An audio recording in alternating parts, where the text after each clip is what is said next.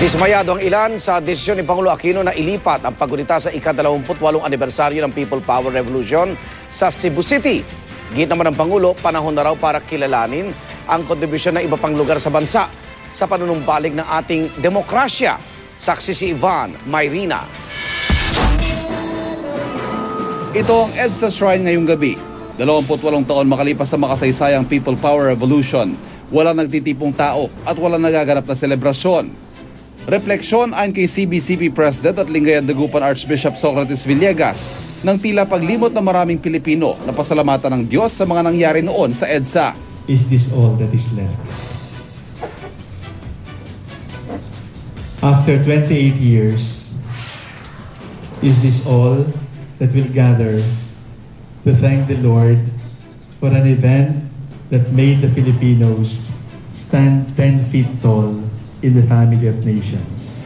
Nagpasaring pa si Villegas sa tila pagbabago raw ng kasaysayan dahil ipinagdiwang ang People Power ngayong taon sa ibang lugar. Here on this ground, you and I and God had a brief loving encounter for 4 days, and history cannot be changed.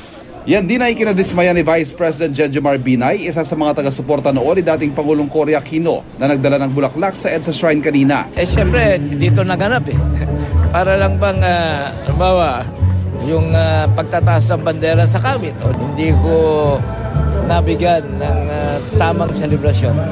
Sapagkat ito naman ko, malaki ko ang nagawa sa kasaysayan ng Pilipinas. Maliban dyan at sa ilang programa ng mga militante, wala rin halos paggunita sa EDSA kaninang hapon. Sa Cebu City kasi mas sumentrong commemoration, isinadula ni Dingdong Dantes bilang Nooy General Fidel Ramos ang pagtiwalag nila sa rehimeng Marcos. Sinalubong siya ni Senador Bam Aquino na gumanap sa papel ng kanyang tiyuhing si Butch Aquino. Pero walang gumanap kay dating Defense Secretary at ngayon Senador Juan Ponce Enrile at maging kay dating Colonel at ngayon Senador Gregorio Honasan na kaisa noon sa pagkalas ng sandatang lakas kay Marcos.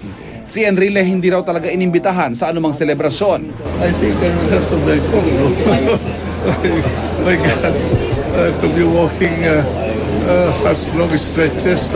Paliwanag naman ni Pangulong Noynoy Aquino kaugnay sa paglilipat ng selebrasyon sa Cebu. Hindi lang naman sa EDSA nagkalsang taong bayan.